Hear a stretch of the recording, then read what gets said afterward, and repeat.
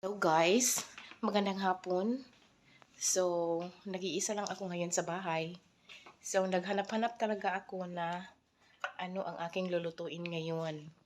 So, meron man akong nakita na mga leftover na mga pagkain dito sa bahay. So, meron akong natirang at least 1/4 of this can na condensed milk at saka 1/2 of this pack na ginataan, fresh gata.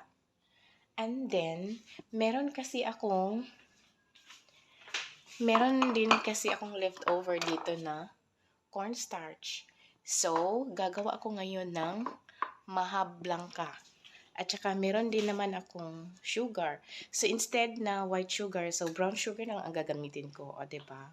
So, naku po, anong nangyari sa aking bra? Nakikita na tuloy sa video ko, cha. Maganda pa rin naman ako, charot lang. So, let's do the cooking. So, ito na guys. Nilagay ko na siya dito sa aking paglulutuan. So, I already mixed the fresh gata, the condensed milk, and the sugar. So, na-mix ko siya lahat. So, i-stir ko na lang siya. Okay, let's start the stirring. So, ito na guys.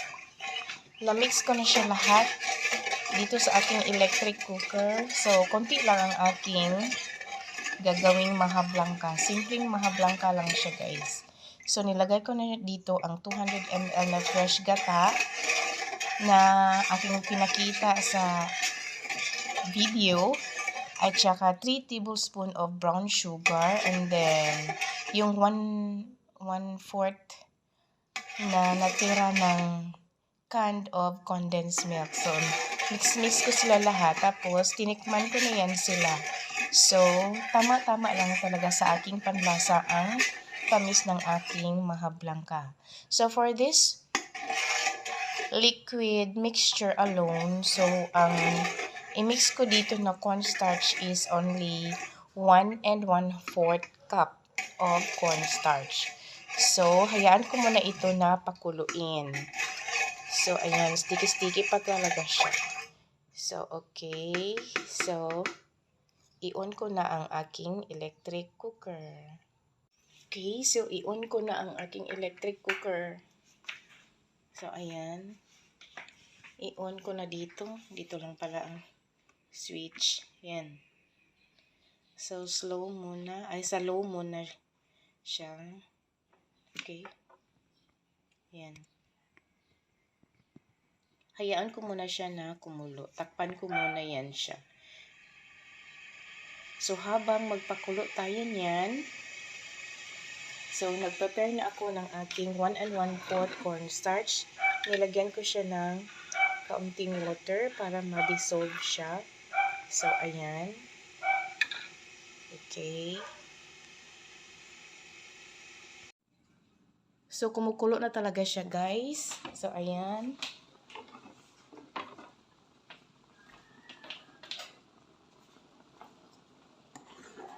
Okay. I-low ko muna ang heat. Ayan. So, isalang na natin. Nadoble na tuloy ang aking kutsara.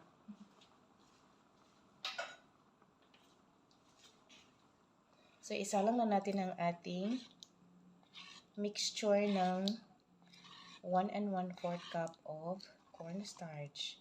So, dahan-dahanin lang talaga natin. So, ayan. Mix natin. Ayan. Hanggang ma-well combine lahat.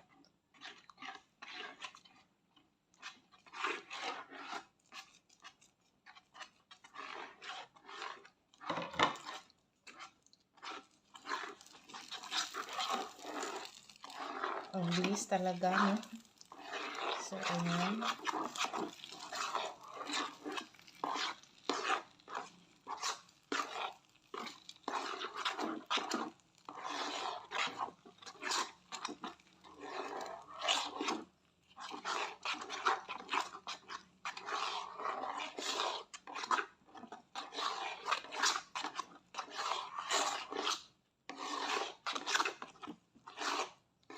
Kunti lang palang aking ilagay na ano.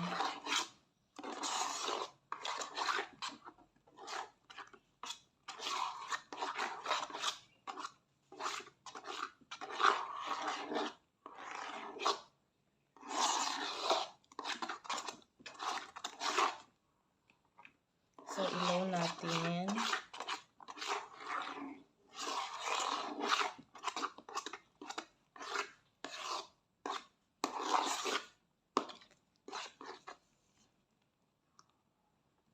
Ayun.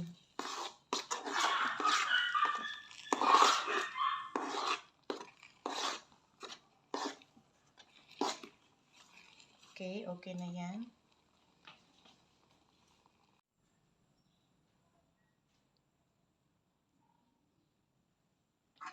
So, ilipat ko na siya dito sa aking paglalagyan. Tanggalin ko muna ito.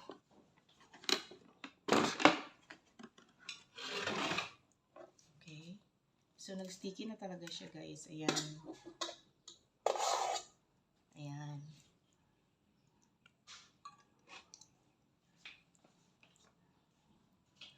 Spread lang. Masarap siya, guys, promise.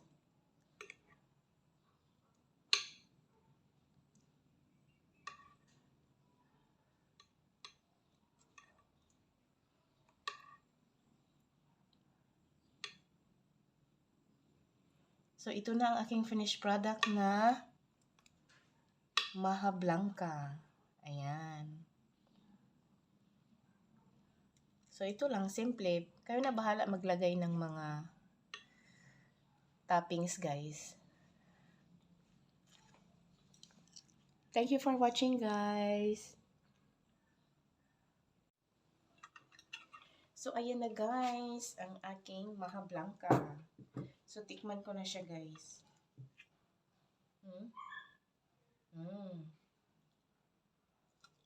Masarap.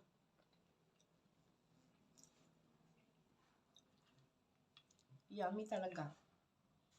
Nagbe-blend talaga ang kanyang lasa ng gata, condensed milk, sugar. Nilagyan ko siya ng a little pinch of salt. Yan. So, nag-blend lahat ang kanyang lasa sa ating mga ingredients. So, that's all for today's video, guys. Thank you for watching.